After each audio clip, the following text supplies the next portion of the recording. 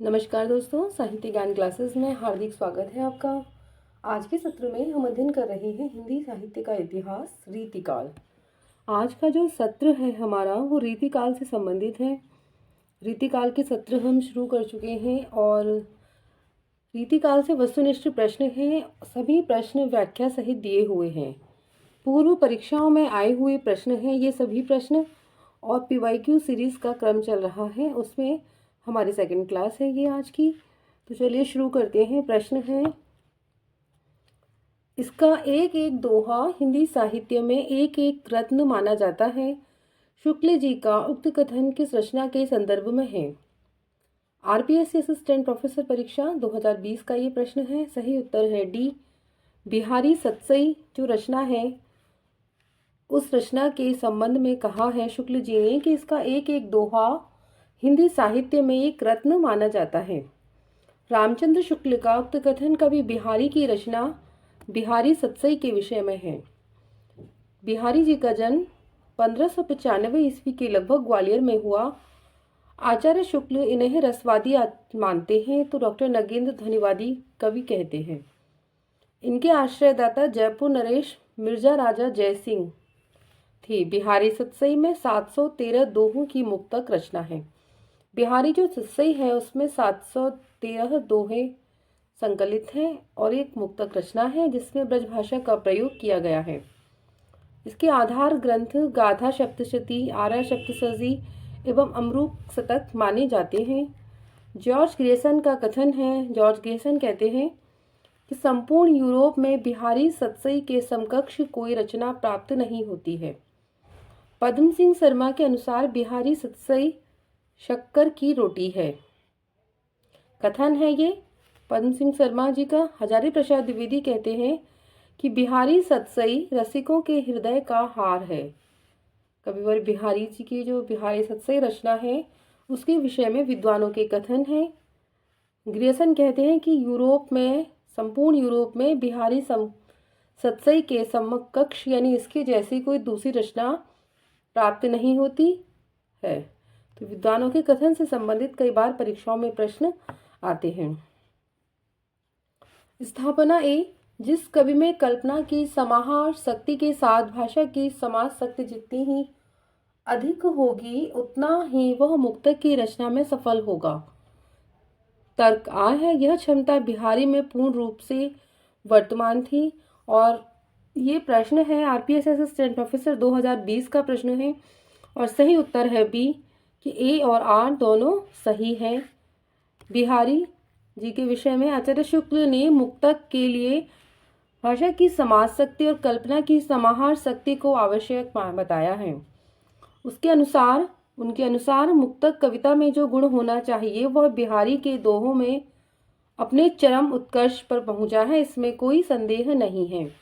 इस आधार पर स्थापना ए, जिस कवि में कल्पना की समाहार शक्ति के साथ भाषा की समाज शक्ति जितनी ही अधिक होगी उतना ही वह मुक्तक की रचना में सफल होगा। तर्क आर है कि यह क्षमता बिहारी में पूर्ण रूप से वर्तमान थी। दोनों ही कथन सही हैं। इस तरह के प्रश्न यूजीसी नेट में आते हैं और हायर एजुकेशन एग्जाम में।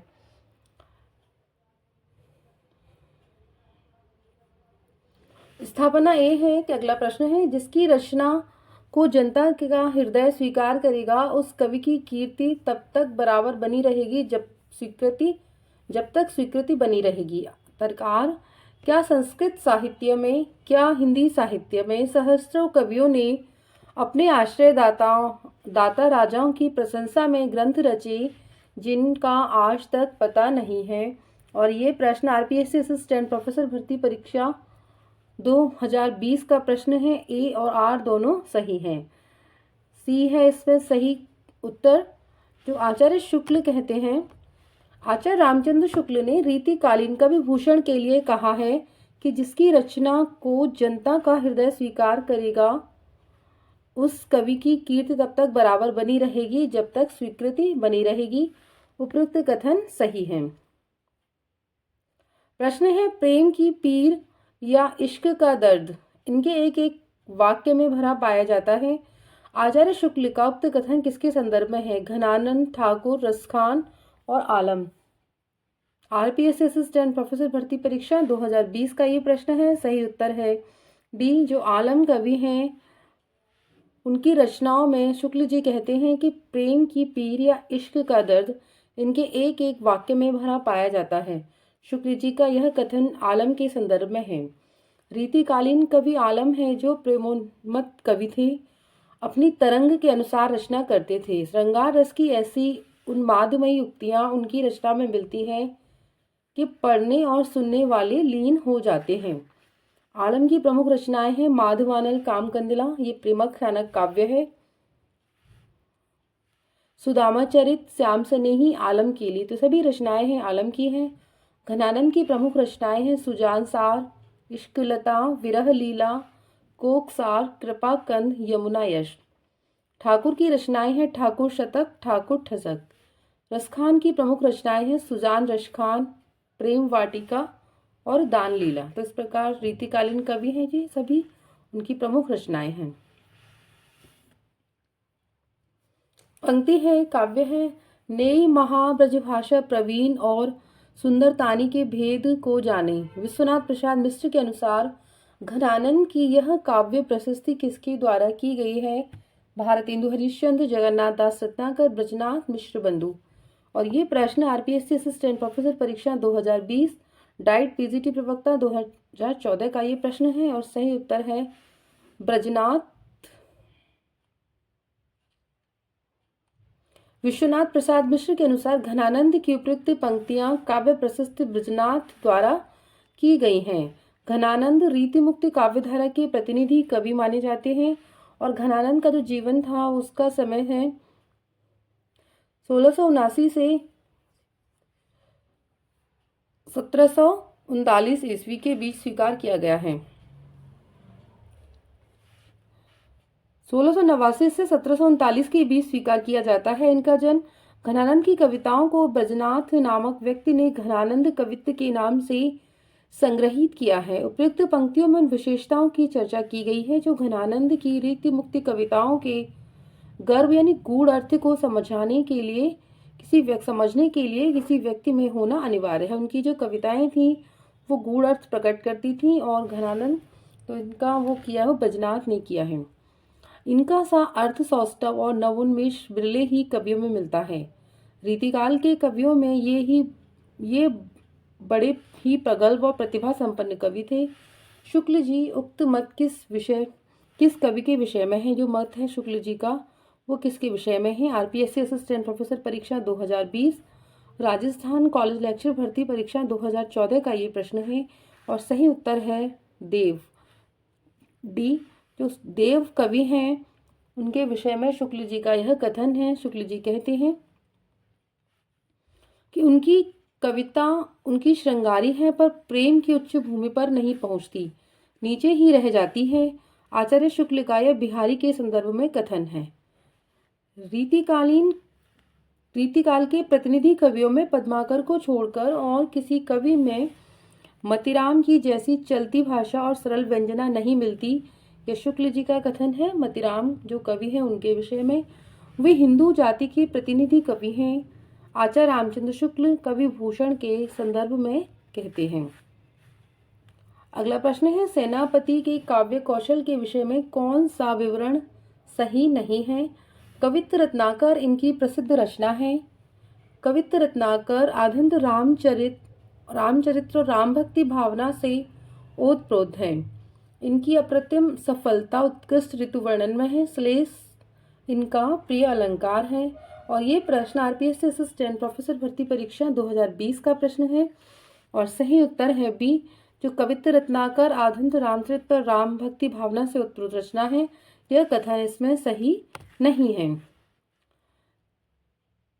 सेनापति के संदर्भ में यह विवरण सही नहीं है। रीतिकालीन जो कवि सेनापति हैं उनकी प्रसिद्ध कृति है कवित्त रत्नाकर।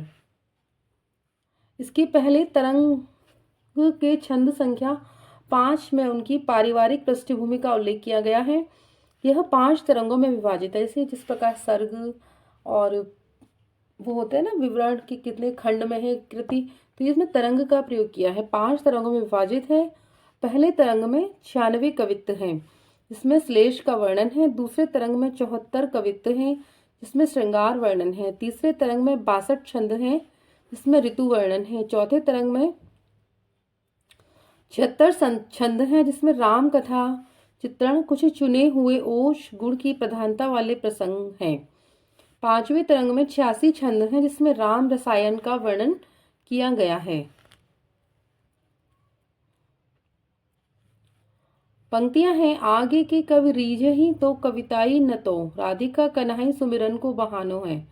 इस काव्यांश के रचनाकार हैं भिखारीदास, केशवदास, पद्माकर, द्विजदेव। और ये प्रश्न आरपीएससी असिस्टेंट प्रोफेसर भर्ती परीक्षा 2020, राजस्थान कॉलेज लेक्चर भर्ती परीक्षा 2014 का प्रश्न है। और सही उत्तर है ए, भिखारीदास हैं, वो इस पंक्ति के रचनाकार हैं। आगे के कवि रीझहि तो कविताई न तो, राधिका कन्हई सुमिरन को बहानो है। इसके रचनाकार भिखारीदास जी हैं।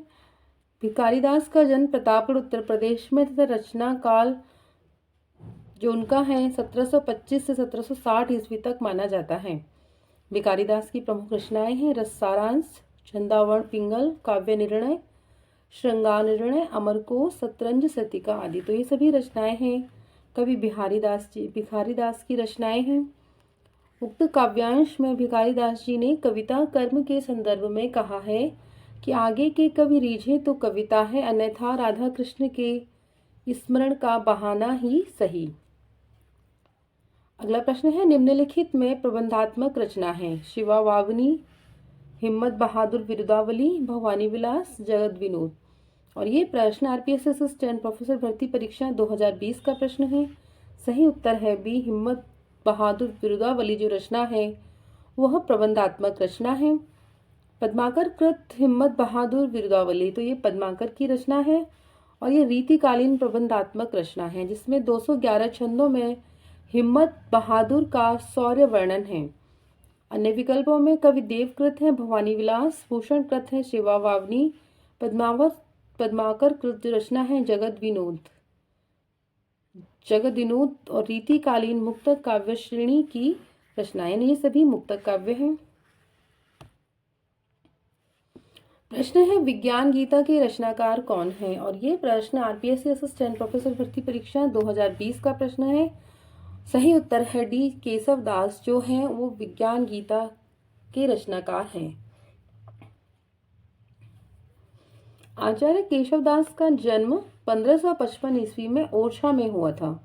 ये ओरछा नरेश के भाई इंद्रजीत सिंह के दरबारी कवि, मंत्री और गुरु थे। इनका निधन 1671 ईस्वी में हुआ था।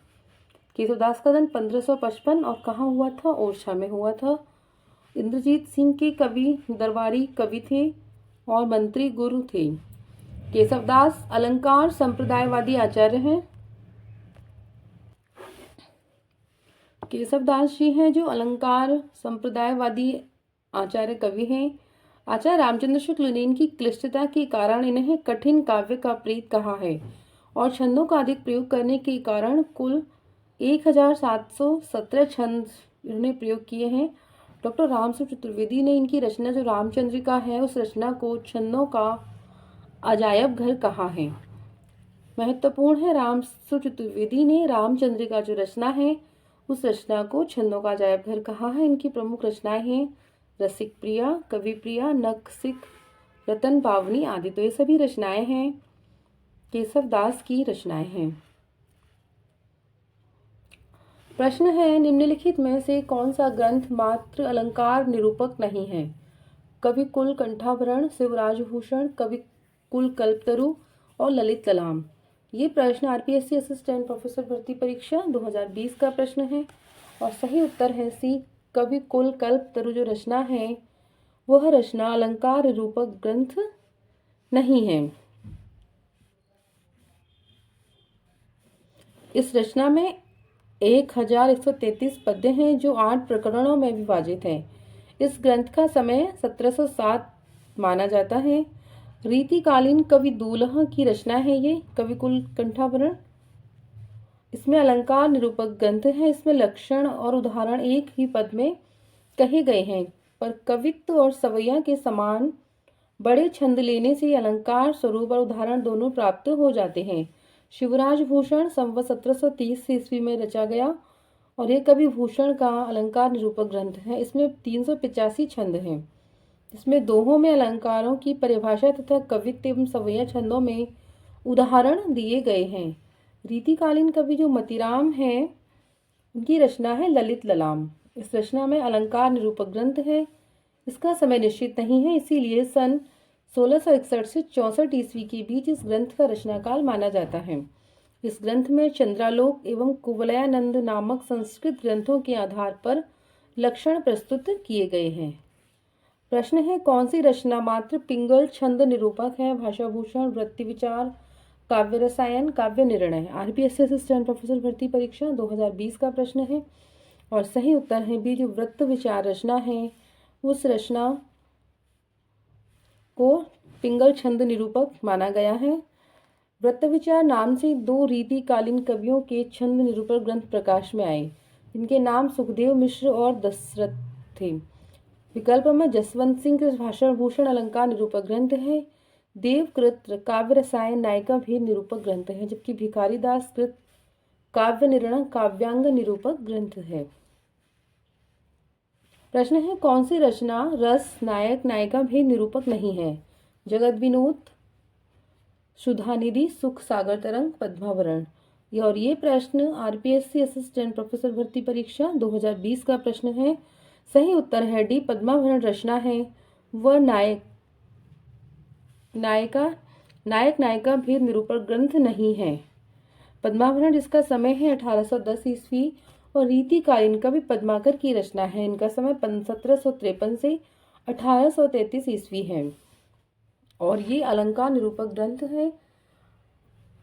कवि देवकृत जो रचना है सुख सागर तरंग, कवि तोष द्वारा 1734 ईस्वी में रचित सुधानिधि तथा कवि पद्माकर द्वारा 1803 ईस्वी में रचित जगत विनोद रस नायक नायिका भेद निरूपक ग्रंथ है। प्रश्न है, सर्वांग विविध काव्यांग विवेचक आचार्य नहीं है? तोष, प्रताप सिंह,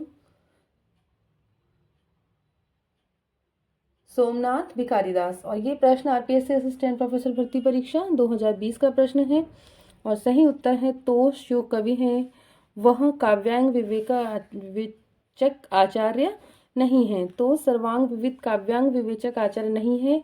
रीतिकालीन कवि तोष ने सन 1734 ईस्वी में सुधानिधि नामक ग्रंथ की रचना की है, जो रस निरूपक ग्रंथ है। कवि तोष श्रृंगवीरपुर प्रयागराज के रहने वाले चतुर्भुज शुक्ल के पुत्र थे और इन्हें रीतिकालीन रस निरूपक कवि माना जाता है। शेष विकल्पों में सोमनाथ, भिखारीदास एवं प्रताप सिंह सर्वांग विवेचक आचार्य की श्रेणी में आते हैं। रीतिकालीन कवि एवं सर्वांग निरूपक ग्रंथ सोमनाथ, इनकी रचना है रस पीयूष निधि। भिखारीदास काव्य निर्णय, प्रताप शाही काव्य विलास, सूरती मिश्र काव्य सिद्धांत। तो ये सभी रीतिकालीन कवि हैं और ये समस्त इनकी रचनाएं हैं। प्रश्न है, रीतिकाल के विषय में कौन सा कथन सही नहीं है? सजीव श्रृंगार की एक अदम्य लिप्सा इस युग के साहित्य में प्रतिबिंबित है। कुछ रचनाओं में मुख्यतः काव्य शास्त्र सिद्धांतों को छंदोबद्ध किया गया है तो कुछ रचनाएं लक्षण मुक्त हैं। इस काल में रीति ग्रंथ, लक्षण ग्रंथ संस्कृत लक्षण ग्रंथों की छाया से पूर्णतया मुक्त हैं। रीति काव्य के विकास में तत्कालीन राजनीतिक सामाजिक परिस्थितियों का महत्वपूर्ण योग रहा है और ये प्रश्न आरपीएससी असिस्टेंट प्रोफेसर भर्ती परीक्षा 2020 का प्रश्न है और सही उत्तर है सी, कि इस काल के रीति ग्रंथ, लक्षण ग्रंथ संस्कृत लक्षण ग्रंथों की छाया से पूर्णतया मुक्त है। ये कथन सही नहीं है। रीतिकाल जिसका समय है 1700 से 1900 ईस्वी हिंदी साहित्य का उत्तर मध्यकाल कहलाता है। रीतिकाल समृद्धि और विलासिता का काल है। वैराग्यपूर्ण साधना का इस युग में आदर नहीं था, इस कारण यह भक्ति युग से भिन्न है। सजीव श्रृंगार की एक अदम्य लिप्सा इस युग के साहित्य में प्रतिबिंबित होती है। रीतिकाल के विकास में तत्कालीन राजनीतिक तथा सामाजिक परिस्थितियों का महत्वपूर्ण योगदान रहा है कि रीतिकाल भक्ति काल के बाद आया और ये समृद्धि और विलासिता का काल है। यह एक महत्वपूर्ण तथ्य है कि हिंदी के रीतिशास्त्र के आधार पर पूर्ण रूप से संस्कृत काव्यशास्त्र है, परंतु इसका यह तात्पर्य भी नहीं कि रीतिकाल के प्रत्येक लेखन ने संस्कृत लक्षण ग्रंथों का पूरा अध्ययन किया है, और यह नहीं कहा जा सकता कि रीति ग्रंथ संस्कृत लक्षण ग्रंथों की छाया से पूर्णतया मुक्त हैं।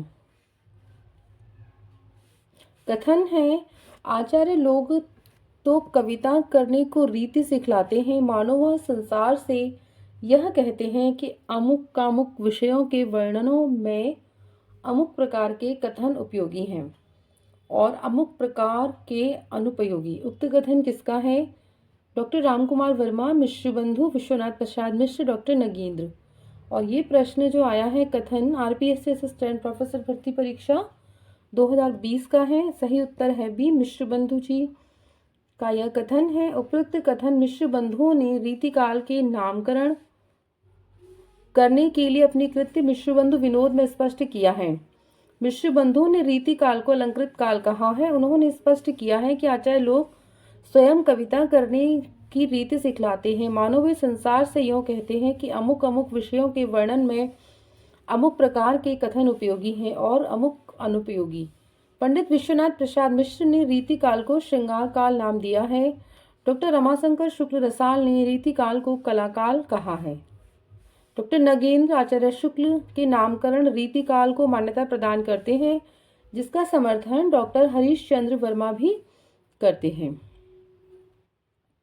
कथन है, मतिराम जी रसराज के समान पद्माकर का भी काव्य रसिकों और अभ्यासियों दोनों का कंठहार रहा है। वास्तव में यह श्रृंगार रस का सार ग्रंथ सा प्रतीत होता है। शुक्ल जी का यह कथन पद्माकर की किस रचना के संदर्भ में है? आरपीएससी असिस्टेंट प्रोफेसर भर्ती परीक्षा 2020 का प्रश्न है और सही उत्तर है सी, जगत विनोद जो रचना है उस रचना के विषय में यह कथन है। शुक्ल जी का उपयुक्त कथन पद्माकर की कृति जगत विनोद के संदर्भ में है। पद्माकर ने जयपुर नरेश जगत सिंह के आश्रय में जगत विनोद नामक नवरस निरूपक ग्रंथ की रचना की। गंगा लहरी में इन्होंने गंगा का अलंकारों से अद्वितीय अलंकरण किया है। पद्माकर जी को जीवन के अंतिम समय में कुष्ठ रोग हो गया था, जिसके निदान हेतु इन्होंने गंगा लहरी की रचना की है।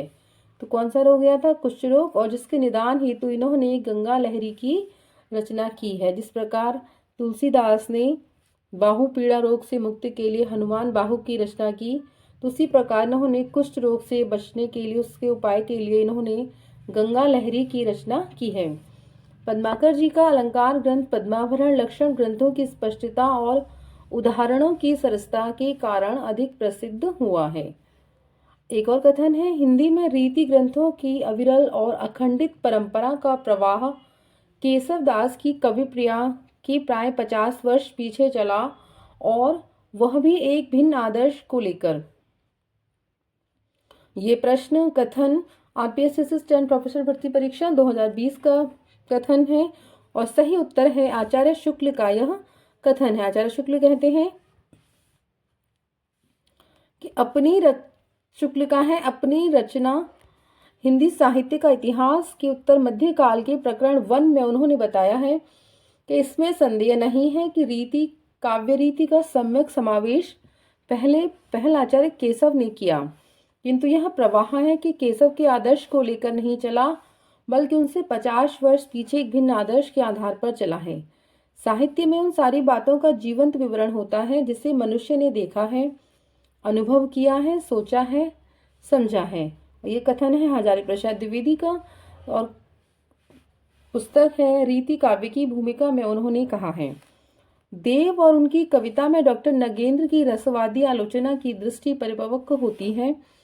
विश्वनाथ प्रसाद मिश्र जी का मानना है कि यदि रीति काल के समस्त ग्रंथों की छानबीन की जाए तो किसी न किसी रूप या परिमाण में श्रृंगार अवश्य मिल जाता है। दो कथन हैं, विकल्प हैं संबंधित। रीति कविता राजाओं और रईसों के आश्रय में पली है, उसकी अंतः प्रेरणा और स्वरूप की कवियों और उसके आश्रयदाता दोनों के संबंध से ही समझा जा सकता है। और ये प्रश्न आरपीएससी असिस्टेंट प्रोफेसर परीक्षा 2020 का है। आ और बा दोनों कथन इसमें सही है। जो क्या था, रीति काल में जो कवि थे वो किसी न किसी आश्रयदाता के यहाँ, राजा के यहाँ रहते थे और उनकी प्रशंसाओं में कविताएं किया करते थे, है ना। तो ये कथन बिल्कुल सही है। रीतिकाल के कवि राजाओं और रईसों के आश्रम में रहते थे तथा अधिकांश कवि दरबारी कवि थे। इसीलिए इस युग की कविता अधिकतर दरबारी रही, जिसके फलस्वरूप इसमें चमत्कार पूर्ण व्यंजना की विशेष मात्रा तो मिलती है, परंतु कविता साधारण जनता से विमुख हो गई है। रीतिकाल में क्या था कि राजाओं की प्रशंसा करने के लिए वह अपने यहाँ एक कवि नियुक्त करते थे, जो कार्य करते थे तो उसके वर्णन कवि बढ़ा चढ़ाकर किया करते थे। रीतिकालीन कविता की प्रमुख विशेषताएं वो क्या है?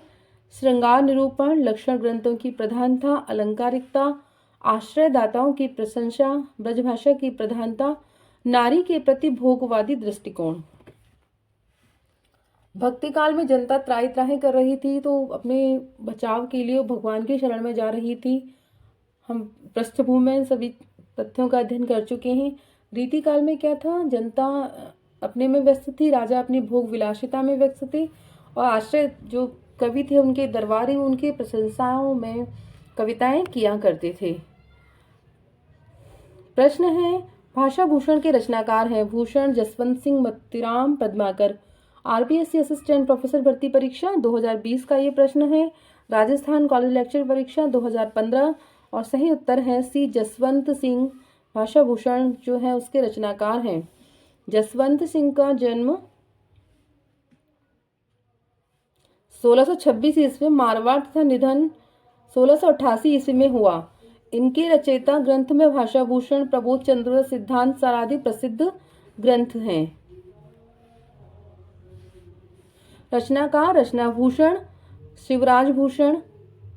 मतीराम की रचना है ललित ललाम, सतसई, पद्माकर, गंगा लहरी, जगत विनोद, हिम्मत बहादुर, विरुदावली। प्रश्न है, कठिन काव्य का प्रेत है, यह कथन किस आलोचक का है? हजारी प्रसाद द्विवेदी, रामचंद्र शुक्ल, विद्यापति, राहुल साकृतायन। और ये प्रश्न डीएसएसबी टीजीटी परीक्षा 2021 का प्रश्न है। सही उत्तर है बी, आचार्य रामचंद्र शुक्ल केशव को कठिन काव्य का प्रेत कहते हैं। यह जो है आचार्य शुक्ल का है। केशव दास की रचनाएं हैं रसिक प्रिया, नखसिक, कवि प्रिया, रामचंद्रिका, रतन बावनी, जहांगीर, जश चंद्रिका, विज्ञान गीता, छंदमाल, वीर सिंह, देवचरित। तो ये सभी रचनाएं हैं केशव दास की रचनाएं हैं। राम सर्व चतुर्वेदी ने रामचंद्रिका जो रचना है उस रचना को छंदों का अजायब घर कहा है। शुक्ल जी रामचंद्रिका में केशव को सर्वाधिक सफलता मिली है। संवाद योजना में केशव के पात्र बातों में से बात निकालकर संवाद करते हैं। तो ये कथन है शुक्ल जी का रामचंद्रिका जो रचना है केशव दास की उस रचना के विषय में। तो आज के सत्र में इतना ही। अगर आपको मेरा ये सत्रीय क्लास अच्छी लगी है तो आप लाइक कीजिए, चैनल को सब्सक्राइब कीजिए अगर आपने सब्सक्राइब नहीं किया, अपने मित्रों को शेयर कीजिए और आगे के सत्रों में जुड़े रहिए। रीतिकाल से संबंधित हम अन्य प्रश्नों का अध्ययन करेंगे। बहुत बहुत धन्यवाद।